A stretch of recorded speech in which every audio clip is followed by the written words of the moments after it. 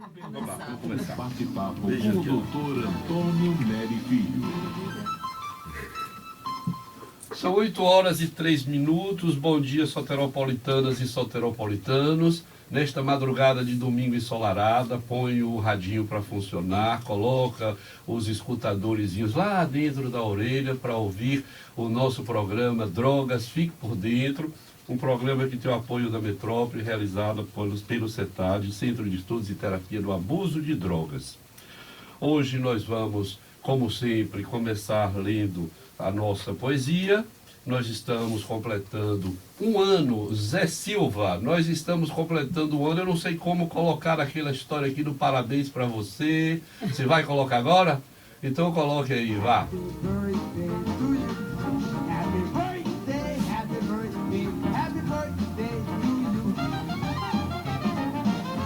Então, parabéns para nós, parabéns para você, Zé, Renata, Patrícia. Eu teria preferido Frank Sinatra, mas você resolveu, fica para próximo. No segundo ano, a gente ouve Frank Sinatra. Então, eu vou começar lendo uma poesia que é de um colega nosso, Gustavo Caribé, que foi meu aluno na Rui Barbosa, depois trabalhou no CETAD e hoje ele é professor da Faculdade da Cidade. Então, ele escreve o seguinte: Boemia. A velha bebedeira de sábado à noite, em tropeços, falsos passos, cambaleia o velho bêbado cantando suas velhas canções, risonho, iludido. Atrás de uma falsa realidade sem erros, perfeita, onde tudo é um mar de rosas. Passa o dia, passa a noite, ele retorna a si, e vê que tudo não passava de uma ilusão. Retorna à sua rotina e espera pelo próximo sábado para mais uma vez voltar à sua realidade. Esses foram os versos de Gustavo Caribé, em comemoração ao nosso primeiro ano de funcionamento nessa rádio, e eu digo bom dia, Patrícia. Bom dia, Nery, bom dia, ouvintes da Metrópole, e dizer assim que para mim é uma honra ter estado com você nesse primeiro ano de programa. Nós vamos começar agora aqui a chorar os dois, um no braço do outro, não vai ser graça. E eu fiquei contentíssimo, Patrícia, se você me permite lhe interromper. Hoje eu estou mal educado, como que eu estou acelerado, eu estou achando. Tem dia que eu estou mais manso, né? Mais quieto, hoje eu estou acelerado. E um ano, né? Deve ser.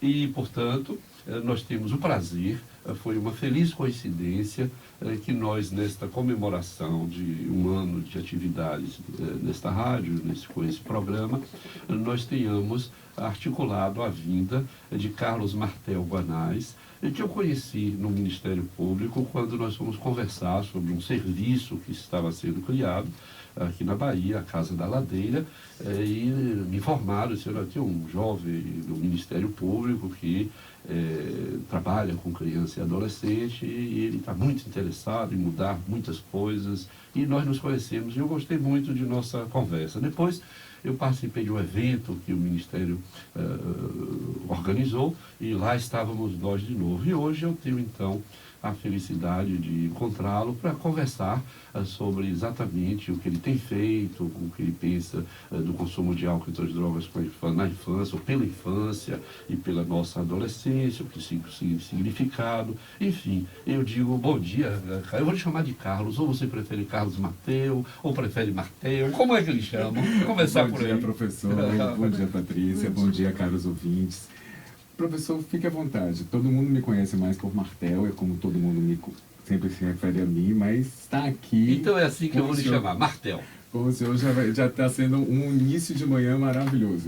E você está vendo que o senhor, você viu, domingo de madrugada, e que todo mundo... Então, eu começaria por aí, Martel. Como é que você tem trabalhado? Você está onde atualmente? Quais têm sido as suas iniciativas? Enfim, nos situe um pouco aí no seu trabalho, que eu entendo como importantíssimo, porque hoje, mais do que nunca, eu penso que as questões relacionadas com o consumo de álcool e outras drogas vão ser modificadas nesse país pelo judiciário e não pelo parlamento.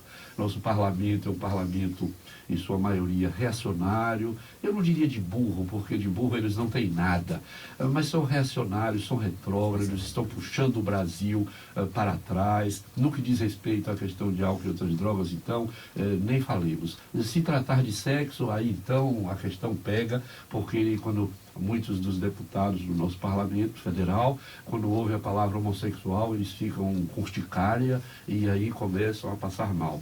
Então, eu acho que o judiciário é que vai ser, como no Uruguai, a nossa porta larga de pensar numa sociedade moderna, o que significa o consumo destas substâncias. Então, eu tenho muito prazer, além disso, de recebê-lo aqui. Portanto, eu volto à minha pergunta: por onde anda a Voz Mistério, o que anda fazendo, o que você tem inventado?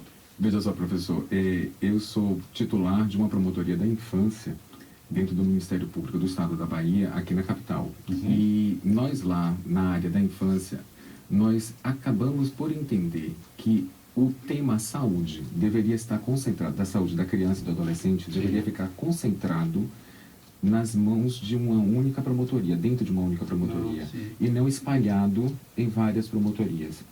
Então, nós transformamos a minha promotoria em uma promotoria de defesa da saúde da criança e do adolescente. Que bom. Tanto para a tutela individual como para a tutela coletiva. Sim. Porque, não sei se o senhor conhece outros ministérios públicos, mas nos outros estados, os ministérios públicos têm as promotorias de saúde. E o tema saúde da criança e do adolescente está inserido nessas promotorias de saúde. Sim. Nós temos aqui em Salvador os promotores de saúde. Mas os promotores de saúde cuidam também da saúde do idoso, cuidam da saúde do homem, saúde da mulher, etc. Então, nós aqui, por uma orientação, inclusive, do Procurador-Geral, a gente criou uma promotoria para discutir a saúde da criança e do adolescente. E a gente discute todos os temas. Mais inteligente, concentra. Além de concentrar processos, assim, fica claro para quem, assim, apesar de eu não ser médico, estou aqui diante de um, mas assim, fica claro que as especificidades da criança e do adolescente, do que eles vivenciam, de todo o processo transformador que é ser adolescente, precisa de uma atenção mais direcionada. Não pode ser algo que fique junto com outros temas. Então, por exemplo, eu estava discutindo essa semana a situação da oncologia pediátrica. Sim. Né? Que é um tema bastante complexo e tudo mais. E, assim, delicado, né? Delicado. E os médicos, as médicas que estavam lá presentes, os médicos que estavam lá presentes, eles chamavam a atenção das situações específicas da condição física de uma criança, por exemplo, que não pode ter a mesma circulação do adulto. Sim. Por isso a necessidade de uma UTI pediátrica. Sim, porque a UTI adulto cuida de uma situação, mas não vai ter a mesma atenção que uma UTI pediátrica. Com certeza. Então a gente transformou isso. Dentro desse aspecto, na minha promotoria, eu abri um inquérito civil para discutir a questão da saúde mental da criança e do adolescente. Que bom, eu tenho dito aqui, Martel, se você me permite, que a saúde mental é o cocô no cavalo do bandido. E eu digo mais, é do bandido do bandido. Quer dizer, você imagina como eu entendo que a saúde mental em geral é desconsiderada, a doença mental é vista como, eu não diria nenhuma maldição, se fosse, nós trataríamos melhor. É quase que um desinteresse pela saúde mental que nos assusta. Então eu fico muito contente de ouvi-lo dizer isso, de cuidar da saúde mental e pensar na saúde mental da criança e do adolescente, porque as crianças adoecem. Você deve ter visto aí, não é? As crianças ficam deprimidas, Martel, né? Você deve ter visto. As crianças têm transtorno. Não é? Transtorno de humor, as crianças roem unhas. Outro dia eu conversava com uma pediatra lá na minha natação, ele disse: professor, estou tratando de uma criança que ela come cabelos que o senhor não pode imaginar, que o cocô dela sai uma bola de cabelo. Eu disse: olha, é preciso cuidar. Pode ser um traço depressivo grave, tem de cuidar, conversar com a mãe, com o pai. Quer dizer, e essa criança está andando por aí. Felizmente ela encontrou uma pediatra sensível. Quer dizer, ninguém pensa na saúde mental da criança. Mas obrigado, você continua, desculpe ter interrompido. Imagine, porque é justamente essa perplexidade que o senhor traz que para mim também chamou a atenção. Porque do que eu vi na saúde, a saúde no nosso sistema como um todo, na nação, não é uma situação estadual ou municipal, é uma questão complexa nacional, ela tem uma série de deficiências. Tá? Nós temos problemas de vagas em hospitais, a gente tem problemas de estrutura, medicamentos, etc. Mas, da minha percepção, nesses anos que eu tenho lidado com a saúde mental sempre é esquecida. Sim. Ela sofre um preconceito porque as pessoas acham que não tem importância, porque as pessoas entendem que a saúde mental não é um aspecto da saúde. As pessoas associam a discussão de saúde com hospital, com remédio, com, sabe, uma situação bem hospitalocêntrica mesmo. E quando a gente chega na saúde mental da criança e do adolescente, a situação fica ainda mais grave. E assim, em que pese hoje a gente vai discutir a situação sobre o uso e o abuso de álcool e outras drogas, mas assim, a saúde mental da criança e do adolescente, na minha percepção, não se restringe a isso. É como o senhor estava mencionando antes. O senhor mencionou, olha, a criança se deprime, a criança tem psicose, a criança tem medos, a criança tem problemas que podem ser solucionados. Certeza. Com diagnóstico precoce, com uma assistência. Então, a gente vai trabalhando essa perspectiva. Ô, Marcelo, me permita até lhe interromper de novo, ou vai ser assim, interrompendo o tempo todo, eu sou assim, só para lhe provocar mais.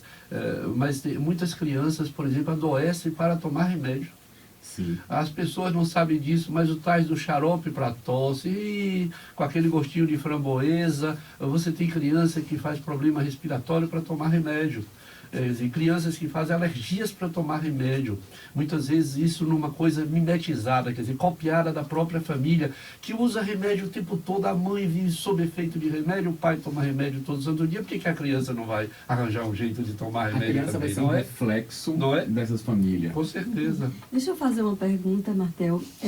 Como é a atuação do Ministério Público nesse caso? Porque a gente vê, por exemplo, que a rede de atenção à saúde mental de criança e adolescente, ela é muito frágil. Então, a gente tem apenas 2 CAPs da infância e adolescência municipais, e esses serviços têm muitas dificuldades em todos os sentidos, dificuldades técnicas, dificuldades estruturais, há pouco investimento nos profissionais que trabalham lá, as necessidades das crianças e a articulação, o trabalho que precisa ser feito em rede para que, de fato, você proporcione uma atenção a essa criança, tem uma complexidade enorme e se investe muito pouco. Qual seria, então, o trabalho do Ministério Público frente a essa situação?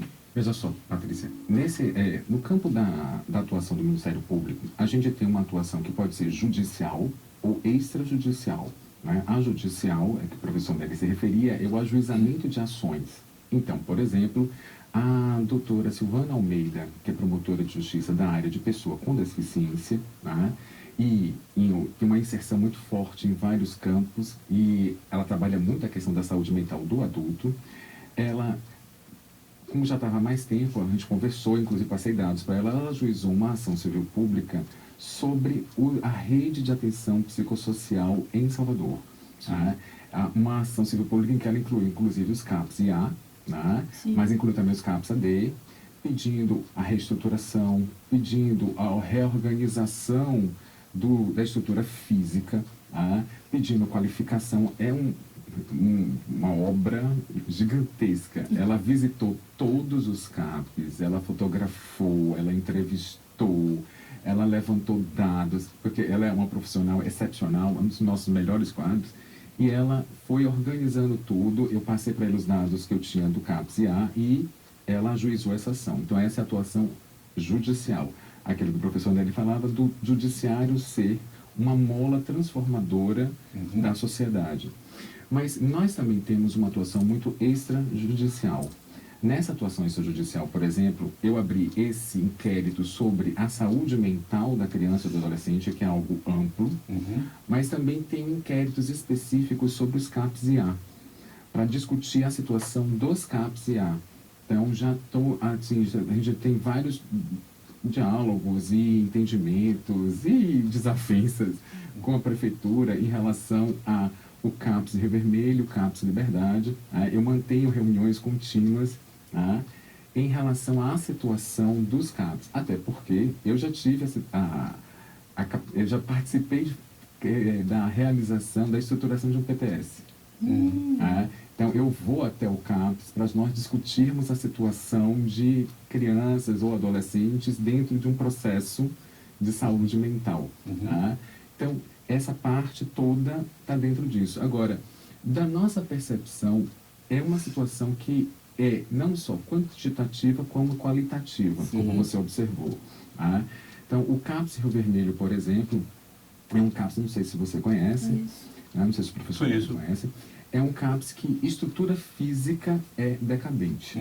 Como a maioria dos CAPs, infelizmente. Como a maioria dos CAPs. Mas é porque a minha realidade, né, a da criança e adolescente, eu vou em cima do que é. Então, assim, a gente provocou e a prefeitura está se mobilizando para deslocar o CAPS para uma outra casa. Né? A gente está tendo uma certa dificuldade de encontrar uma residência que possa acolher o CAPS e esteja dentro da área em que o CAPS já está localizado. Uma discussão forte que nós tivemos pela questão da vinculação que o serviço criou Com o território, com as pessoas. Né? Então, as pessoas já estão acostumadas ali e você deslocar para outra poderia romper vínculos e prejudicar bastante os acompanhamentos. Isso. Então, em função disso, a gente está tendo uma certa dificuldade, porque a nossa cidade, ela pode ter muitos imóveis, mas os imóveis, né, tem que ter uma certa especificidade. Isso é histórico, essa dificuldade da saúde mental, até de pessoas que querem alugar para a prefeitura, porque tem uma série de dificuldades. Então, assim, não é só, aí é a questão qualitativa da estrutura, né? E aí vem a questão de discutir com a prefeitura a situação de concurso público, porque, na minha visão, tudo deveria ser através de concurso público. Inclusive a coordenação dos serviços, né?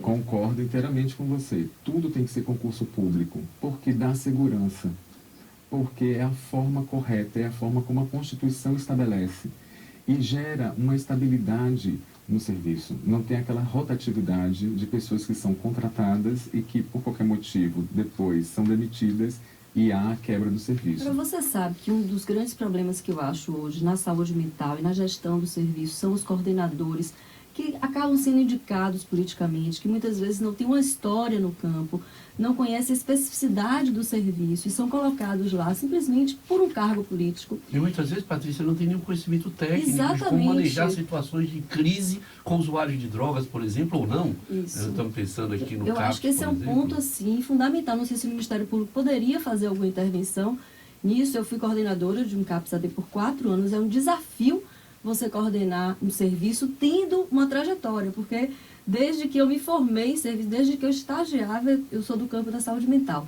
Trabalhei 12 anos no Juliano, depois trabalhei com o professor Nery no CETAD, e mesmo assim é um desafio muito grande. Imagine, você não conhece nada do campo e é colocado ali simplesmente porque você é amigo de alguém ou porque você está articulado politicamente, como é para os profissionais que trabalham naquela instituição, não reconhecer esse coordenador como aquele que pode dar a direção do cuidado, que pode amparar a equipe quando ela não sabe o que fazer, inclusive tecnicamente. Então, eu acho que essa é uma situação que merece intervenção do Ministério Público. Assim, Patrícia, esse é um tema que você está trazendo, né, que realmente é relevante. Porque a minha visão, por não ser técnico, sempre foi em relação aos técnicos. Né?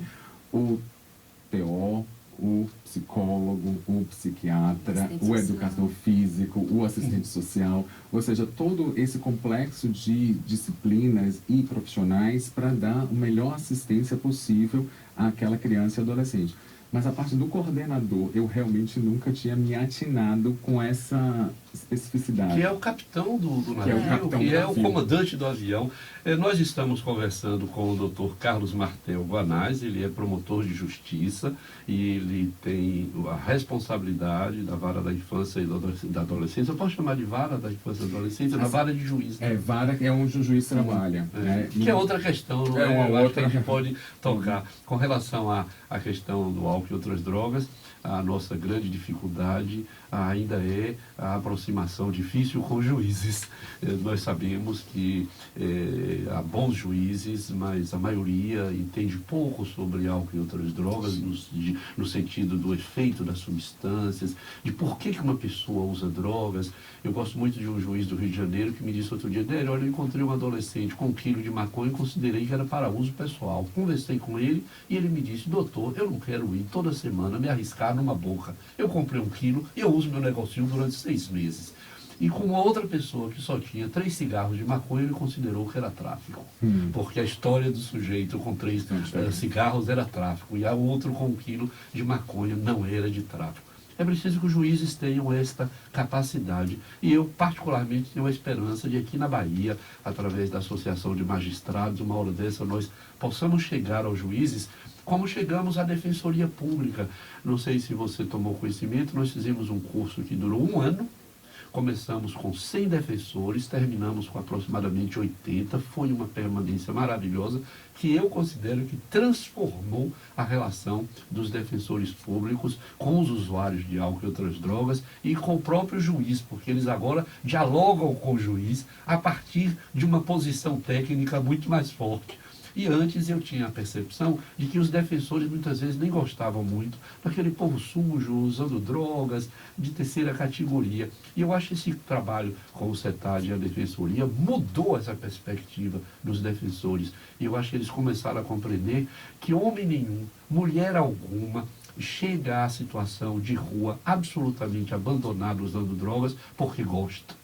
Você escolhe torcer para o Bahia ou para o Vitória. Bom, os do Vitória sofrem mais do que os do Bahia. Eu acho também que pode-se dizer o contrário. Mas eu escolho por uma série de razões e eu posso até deixar de torcer. Eu posso deixar de ir ao futebol. Mas homem nenhum, mulher alguma, escolhe para a rua, fumar crack, apanhar, beber, passar noites sob a chuva. Quer dizer, isto é uma história que precisa ser escutada. Esse lugar precisa ser compreendido a partir da história de cada um.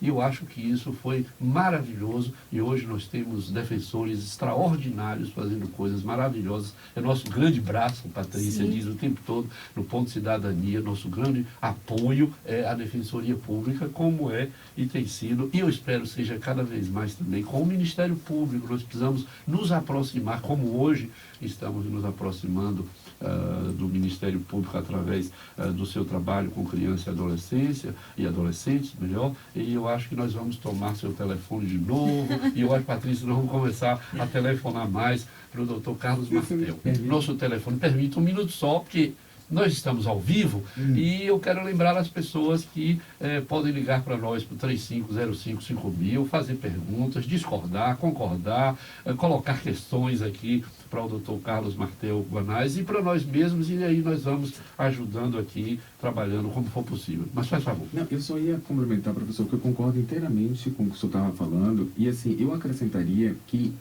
só através desse trabalho de se apropriar das informações de forma correta, que a gente vai conseguir mudar as perspectivas. Nós temos excelentes juízes, mas também nós temos... E o fato de serem juízes, às vezes, conservadores, não significa que eles sejam ruins. São apenas juízes que têm uma formação mais conservadora. Mas que, se você apresentar as situações da forma como o senhor estava mencionando, eles vão perceber que são pessoas sensíveis. Então, eu acredito que, da mesma forma como em outros casos, quando você aproxima e traz, a situação vai funcionar. Eu falo isso porque eu participei de um curso sobre política de redução de danos, né? Que foi um curso maravilhoso, vários promotores participaram comigo, nós fomos para o Pelourinho, descemos Ladeira da Montanha, a gente não ia com paletó e gravata, a gente foi com um colete de redutor de danos e tudo mais. E assim, isso, e foi algo excepcional. Né? Todos nós hoje, foram muitos promotores da infância, todos nós hoje modificamos modo de pensar e de ver a questão. E nós vamos ouvir aqui a pergunta. Temos tempo ainda, Zé? Acho que sim, para alguma pergunta, mas eu queria, assim que nós respondermos essa questão, se for o caso, e depois fazermos o nosso intervalo, que no nosso segundo bloco nós pudéssemos, doutor Martel, discutir um pouco 2 coisas fundamentais. Uma, nós temos a linha aqui, vamos chamar já. Uma é como estamos nós na Bahia com relação ao CAPS-AD para a infância e adolescência, que não está previsto pelo Ministério da Saúde, mas nós já dissemos que precisa ter um CAPS-AD para a infância e adolescência. A segunda coisa é o que nós sentimos uma necessidade absoluta de uma casa intermediária. entre a atenção no CAPS e estas pessoas que precisam de um lugar protegido, um lugar que eu chamo a casa do meio do caminho, antes delas poderem alcançar uma vida normal como todas as pessoas. Então eu queria discutir já com Voz MC os CAPS AD e infanto-juvenis e as casas do meio do caminho, que nós estamos vendo a Bahia está numa posição muito precária. Mas nós temos ouvinte na linha, Patrícia? Temos a Milton do Projeto Axé na linha 2. Bom dia, Milton. Bom dia, Patrícia, bom dia, Donelli. Olá. Parabéns pelo ano de programa. E parabéns pelo Dr. Martão, uma pessoa muito sensível. A gente já esteve lá com ele, junto com o Marcelo, lá na casa dele, discutindo alguns casos com relação a adolescentes que são usuários de substâncias psicoativas. E agradecer mesmo essa coisa dele, esse carinho que ele tem, tá? E algumas questões que a gente sempre está lá abusando de vez em quando. Parabéns. Obrigado. Patrícia, tem outra pessoa na linha? Sim, antes do intervalo, vamos chamar Rosa do Vale das Pedrinhas, na linha 3. Bom dia, Rosa. Bom dia, doutor Nery. Olá. É um prazer imenso. Eu só tenho uma coisa para dizer o senhor. Felicidades. Obrigado. Eu sou a madrugadora de 8 horas da manhã, apesar de acordar cedo. Aprendi muito com o senhor, e como aprendo também com o doutor Mário Kertz aí, sabe? Então, eu sempre ouço o senhor, faço questão de acordar, de estar no horário para pegar o senhor, porque eu tenho um filho adolescente, é aquilo que eu já disse ao senhor uma vez, eu não deixo o traficante adotar meu filho. Faz bem. Eu fico por trás do meu filho e a família tem que estar atrás do filho. Tudo bem, obrigado. Só não precisa perseguir muito o rapaz. E deixa ele também ter os espaços dele, não é? Não persigo, não. Ok, eu estou só lhe provocando. Obrigado, viu? Um bom dia para você, um bom domingo e uma boa semana. Então, temos tempo, Zé, ainda? Para começar aqui, retomar essa conversa com o Dr. Martel. Então, caríssimo, o que pensa a Voz MC da Bahia e de Salvador em particular, com relação ao atendimento dos adolescentes, mais do que das crianças, mas também crianças que cheiram cola, que estão nas ruas e não tem. Patrícia dizia há pouco aqui que nós temos 3 CAPS AD em Salvador. Um que é da universidade com o Estado, que é o Gregório de Matos, você deve ter trabalhado com eles.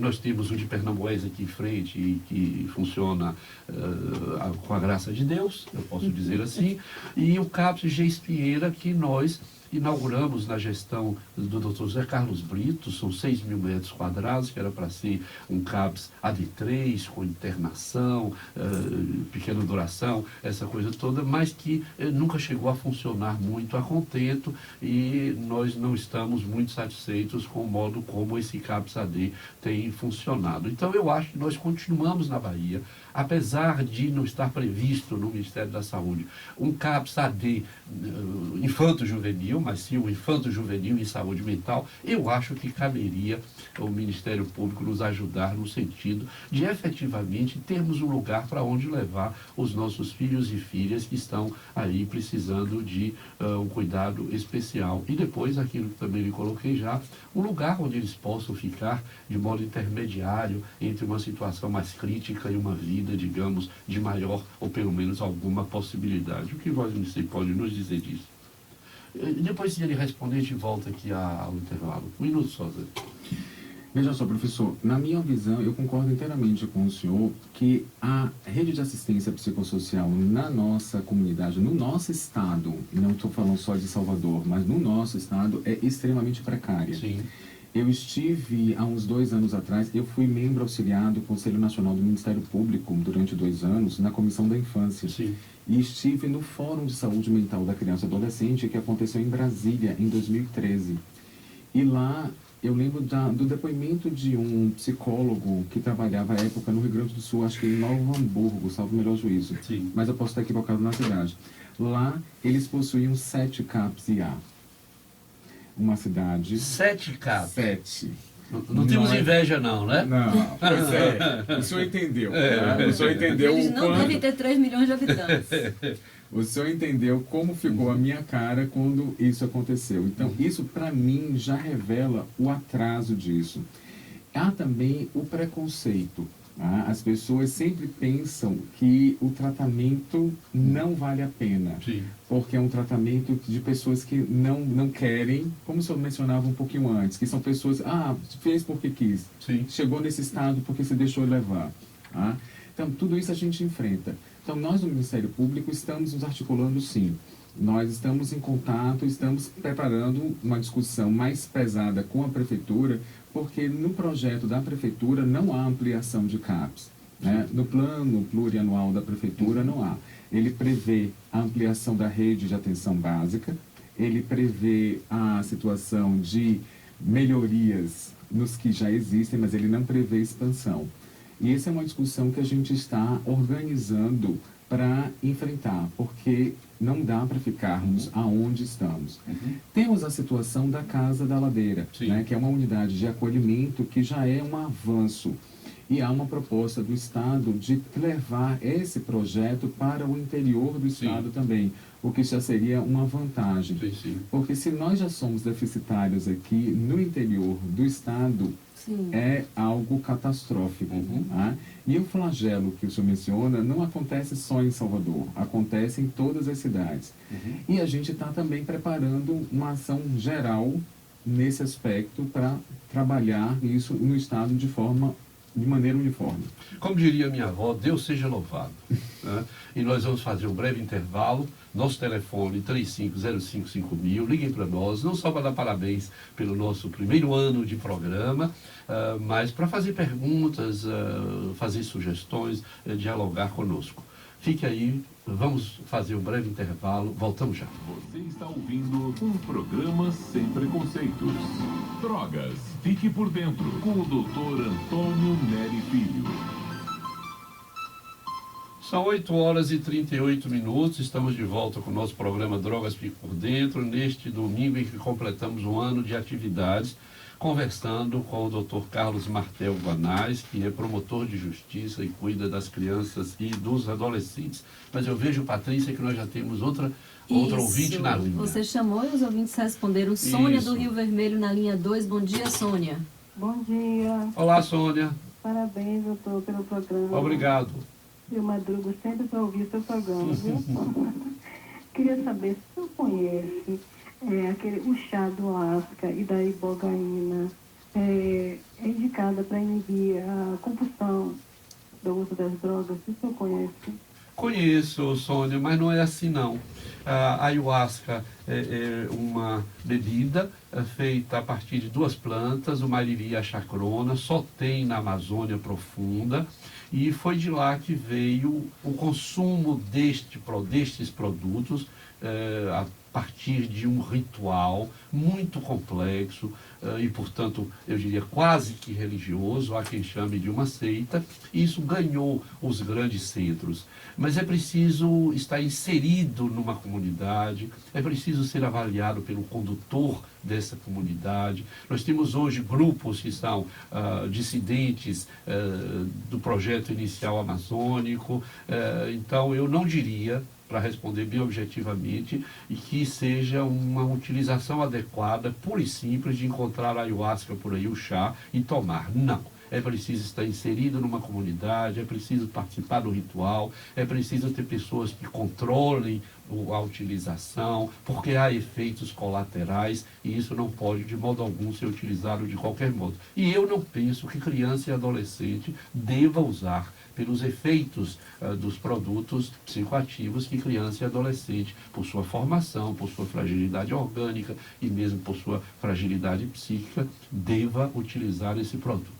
É o que eu posso lhe dizer. Mas, se você ligar para o CETAD e conversar com o professor Edward McRae, que, apesar do nome, é um paulista que trabalha conosco, que mora na Bahia há muitos anos, ele escreveu os melhores textos sobre a ayahuasca e o santo daime, que é assim que é chamado também, e na Bahia há grupos que são chamados União do Vegetal, que também fazem utilização deste chá. De modo que é o que eu posso lhe dizer e aos ouvintes. Ok, Nery. Temos um outro ouvinte na linha, Luciene, do CHEP, na linha 3. Bom dia, Luciene. Bom dia. Olá. Bom dia. Bom dia. Bom dia, doutor Nery. Parabéns pelo programa. Obrigado. Essa primeira observação eu achei interessante. essa colocação que fizeram, que os coordenadores indicados por políticos são para trabalhar com saúde mental, eles são indicados por políticos. Essa mudança seria uma utopia, porque isso é muito sério, né? Esses coordenadores sendo indicados para trabalhar com saúde mental e eles são indicados por políticos. E outra, essa ideia de levar a Casa da Ladeira para o interior também seria uma utopia, porque eu moro aqui na capital, mas sou do interior, e vejo cada vez mais crescendo essa situação, né, agravante no interior, que a gente não fica às vezes achando que não vai ter solução, que o interior vai virar o quê? Essas histórias, entendeu? Então, o que a gente poderia fazer para mudar essas duas realidades? Seria um sonho, esses coordenadores não serem indicados por políticos, já que seria uma missão tão importante, não pode ser pessoas tão despreparadas, e sonhar com essa Casa da Ladeira no interior. Legal. Vamos ouvir o que o Dr. Martel pode nos dizer. Essa é uma ideia que ele nos traz, eu acho que isso é fundamental. E eu acho que o Ministério Público pode sim pensar em intervir de certo modo, dentro dos limites que a lei permita, com relação aos coordenadores dos centros de saúde mental e talvez até de outros centros, sim, exigindo uma certa competência técnica e uma experiência no campo que permita ao capitão do navio, imagina um piloto que não sabe pilotar um avião, que entrei aqui no aviãozinho, agora nós vamos levantar voo, meu Deus do céu, é preciso um longo treinamento. Por que para dirigir um serviço de saúde mental, que eu considero mais importante do que um avião, uma nave dessa, um 327 desse, as pessoas cheguem porque chegaram, Deus sabe como. Não, eu acho que tem que ter um treinamento específico, competência, ter feito suas armas, se eu posso dizer assim, no trabalho, e assim, comande um serviço de saúde mental, AD, se for o caso, com a competência e a exigência necessária. Professor, eu concordo totalmente. A questão de ser uma indicação é uma coisa um pouco mais complexa, porque dentro da estrutura legal, eu acho que não seria tão viável impedir que seja um cargo político, sim, porque isso é uma definição do poder executivo dentro da estrutura. Sim. Mas eu acho legal, acho jurídico, você estabelecer requisitos mínimos para. Sim. Então, pode ser uma indicação política, sim, mas dentro de um padrão. E, nesse aspecto, eu me permito, não sei se o senhor vai concordar, em comparar a situação do CAPS-AD, por exemplo, com um hospital. Sim. Porque, assim como o hospital é uma unidade de saúde, e você não coloca para ser o diretor médico de um hospital um engenheiro. Sim. Sim. Você não coloca para gerenciar um hospital um sociólogo. Você vai colocar na direção do hospital quem tem experiência médica, quem conhece a estrutura médica. Dentro de uma diretoria financeira é outra coisa. Mas a diretoria clínica não pode ser de alguém que não existe entende até cursos de especialização para administração hospitalar. Pois é, professor. Pessoal de saúde. Então, assim, por que com a saúde mental é de uma outra forma? Esse é o questionamento a ser feito e a ser estabelecido junto à prefeitura. Sim. Né? Quanto à questão que a ouvinte, eu não lembro o nome dela, foi Luciene. Dona Luciene mencionou, eu chamaria a atenção, Dona Luciene, que já há um projeto sobre a ida na verdade a gente chama Casa da Ladeira porque é o nome dela, mas o nome do dispositivo, né, do serviço é unidade de acolhimento, né, de levar as unidades de acolhimento para o interior. Já existe um projeto que já acho que são 5 ou 6 em cidades-chave, né, e essas cidades serviriam como polos radiadores das para cidades menores. Tá? E, assim, nós estávamos com uma certa dificuldade, foi aí que, inclusive, nós nos conhecemos, professor, por conta de como organizar a legalidade do fluxo de entrada de crianças e adolescentes nesses serviços, né, quando eles não tivessem representantes legais. Tá? Aí tivemos toda uma discussão, inclusive, com a Defensoria Pública, participando da Defensoria Pública, Ministério Público, vários profissionais, Secretaria Municipal de Saúde, Poder Judiciário, todo mundo envolvido para criar um arcabouço, porque o Ministério da Saúde não criou. Então, nós aqui criamos toda uma infraestrutura já previamente organizada com participação do Conselho Tutelar, que é um órgão fundamental nessa discussão, para justamente viabilizar. E isso vai ser aproveitado pelo Estado já para levar também para o interior isso. Então, com fé em Deus, dona Luciene, vai ser uma realidade mais do que uma utopia. Legal. E depois a utopia é aquilo que, eu diria, é o impossível que nos move. A utopia é aquilo que não se pode realizar, mas exatamente por isso é que se realiza. Eduardo Galeano falava isso, não é isso, então, professor? eu acho utopia que é aquele lugar onde você vai, isso. quando você chega, ela mudou de lugar. Isso, ela muda de lugar. A utopia está sempre adiante, né, Martel? Você falou em Maria Bethânia, sonhar, mas que um sonho impossível. Pois é. Quem está na linha, Patrícia? Temos Léo Mendes da Graça na linha 2. Bom dia, Léo. Bom dia. Olá.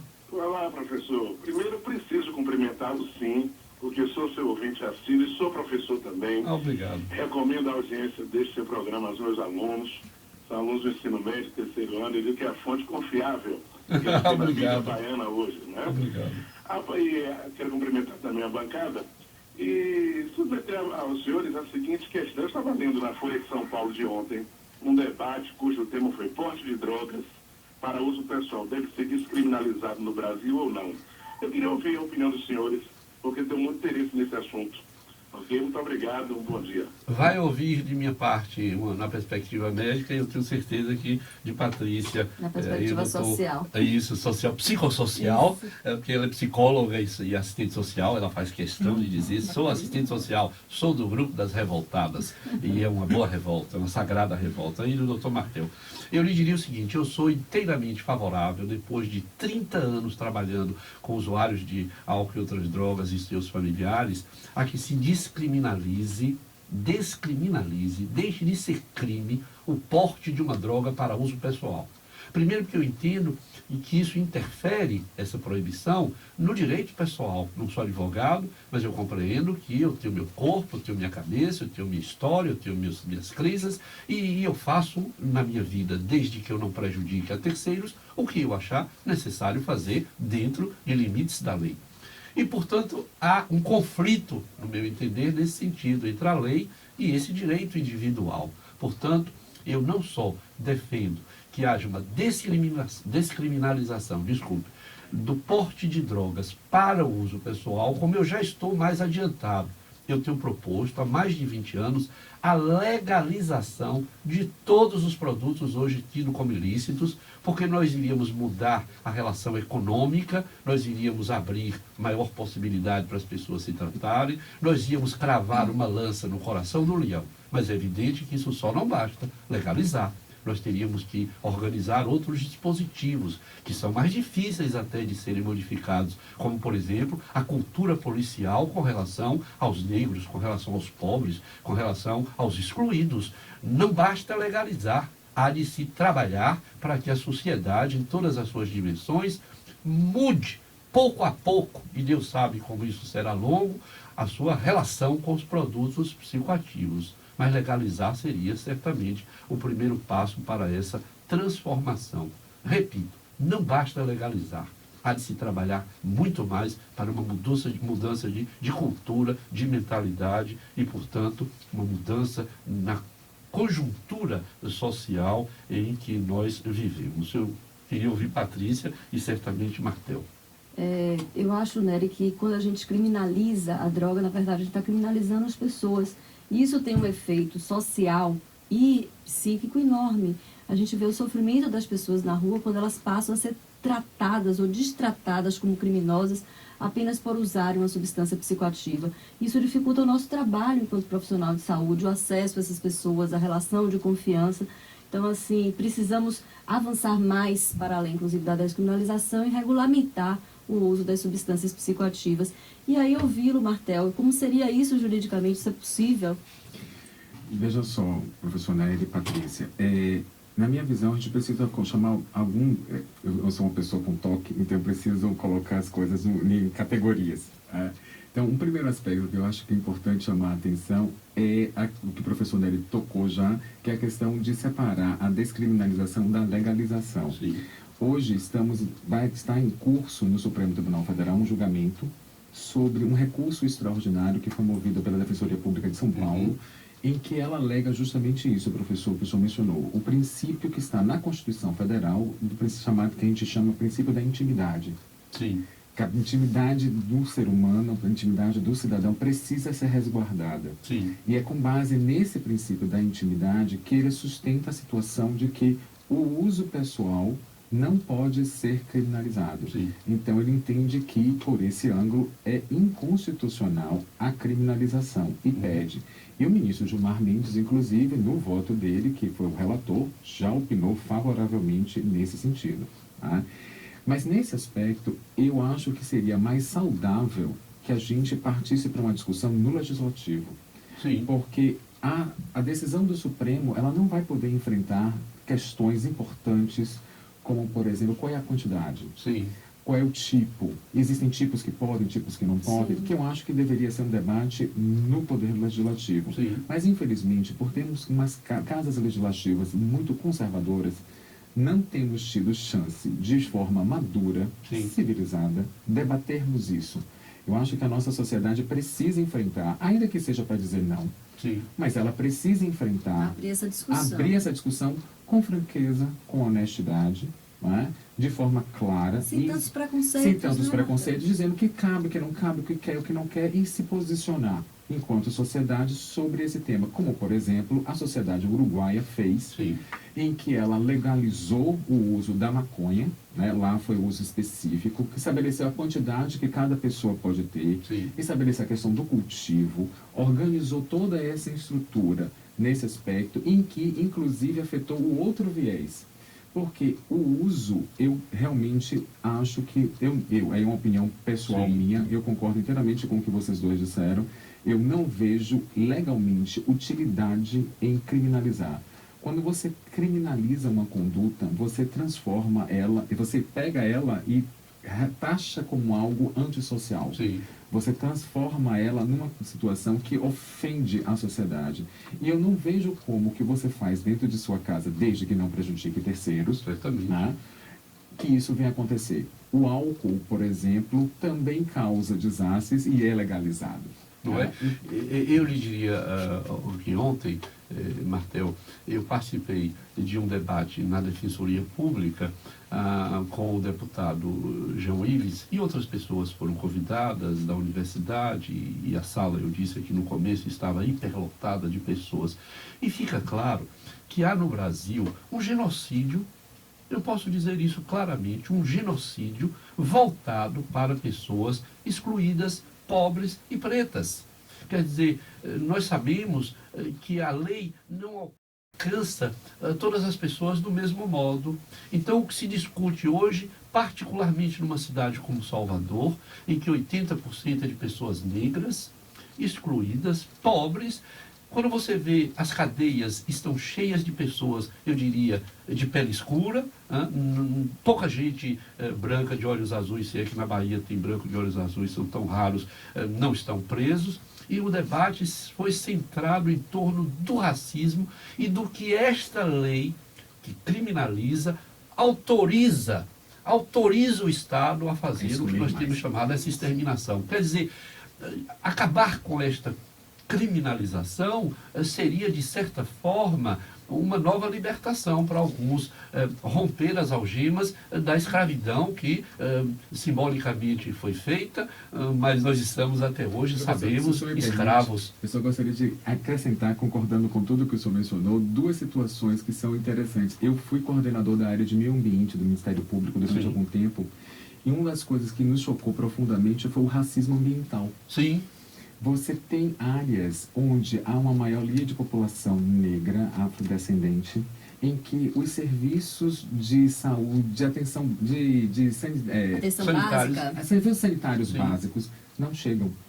Esgoto, água, Sim. organização urbanística, Escola, que fazem parte do meio ambiente urbano, não atingem essas pessoas. Uhum. E recentemente, ontem ou anteontem, num seminário internacional que está acontecendo em São Paulo sobre processo penal, um professor norte-americano, doutor pela Universidade de Colômbia, nos Estados Unidos, negro. É o Carl Hart. Isso. Ele está chegando amanhã, Bahia. Que foi barrado. Você soube que Carl Hart foi barrado? Foi barrado. Patrícia, foi uma situação absurda, uma coisa assim... Barrado no hotel. Barrado não, foi chocante, Dentro de um seminário internacional que ele ia palestrar, ele foi barrado justamente Quer dizer, porque negro com cabelo rasta muito longo, mas é um homem bonito, bem vestido. Ele esteve aqui conosco. Elegante. Não é? Quer dizer, está vindo, né? O que mostra que realmente era um preconceito de cor. Isso. O que foi uma coisa chocantíssima. Eu acho que nós vamos precisar transformar isso que se chamou ontem na Defensoria desse racismo, que não é só com relação às drogas, mas a outros racismos, como você diz aqui, por exemplo. Eu chamaria até de um certo racismo ambiental, como você, eu acho que disse isso há pouco, mas eu acho que nós precisamos quebrar tudo que nos leva a sustentar esse racismo. A desigualdade social, seja as injustiças, a droga, seja as condições sanitárias, seja a condição de escola. Nós precisamos, talvez, como foi dito ontem no Ministério Público, tomar como norte, pelo menos na Bahia, a ruptura de tudo aquilo que favorece esse racismo, que aniquila, que mata e que nos envergonha. Lamentavelmente, o Zé está dizendo ali há meia hora quase, tempo esgotado, mas o que é isso? A gente começou atrasado, nós estamos fazendo um ano, nós devíamos fazer um programa hoje, era de 2 horas, eu devia ter ligado para Mário Kertz e Chico, e dizer, olha, programa de 2 horas, porque é nosso aniversário, mas eu acho que nós tocamos em coisas fundamentais. Eu acho que o tempo não se esgota nunca. Se fosse 2 horas, nós reivindicaríamos 3, depois 4. Nós temos de viver na falta, porque a falta, como a utopia, é o que nos move. A plenitude, tudo que é redondo, com algumas exceções, é evidente, termina, acaba, não nos move. De modo que eu queria agradecer, mas agradecer mesmo, de coração, ao Carlos Matteu Guanais. Nós vamos nos ver certamente mais vezes. Eu vou propor a Patrícia que nós coloquemos o seu telefone lá sobre nossa mesa e a gente vai provocar umas reuniões, fazer uns debates, não aparecer lá na sua sala apenas quando temos de discutir isso ou aquele serviço, mas tornar digamos assim, nossa conversa mais cotidiana, mais banal, mais próxima. Então eu quero lhe agradecer a Patrícia, que certamente ainda vai se dirigir aos ouvintes. Obrigado a Zé, que segura lá as pontas, Renata, e dizer que na próxima semana estaremos aqui, mas eu não me esqueci, você vai... Pedir a música, né? Estamos parecendo o Flávio Cavalcante. Qual é a música? Você não tinha nascido ainda. Tinha um programa que é qual é a música? Qual é a música? E a música... Só queria indicar que os ouvintes procurassem o discurso de Mojica na Universidade Federal do Rio de Janeiro. Que foi uma coisa belíssima, emocionante. Eu acho que ele deveria ser presidente do planeta. Mas eu estou lendo um texto, um livrinho sobre a vida de José Mojica. Depois você me dá. Depois eu te empresto. Dá não, eu vou te emprestar. Tudo bem. Mas eu posso dar um de presente a você. Então, obrigado a todos vocês. E, Carlos Martel, qual foi a música que você escolheu para encerrar essa conversa interessantíssima, produtiva, deliciosa e séria e difícil, em certos aspectos? Tem coisa aqui que o desdobramento é dificílimo e por isso eu lhe agradeço. Eu queria primeiro agradecer, professor, a oportunidade. Foi um privilégio estar aqui com vocês hoje, com os ouvintes. E sempre que convidado, teria o maior prazer de madrugador aqui com o senhor. Com certeza. E assim, como eu sou um fã de Maria Bethânia, eu gostaria de pedir uma música dela. Ela fez algumas reinterpretações de músicas de Roberto Carlos, e uma delas, A Fera Ferida, é uma das que eu acho mais tocantes. Então vamos lá.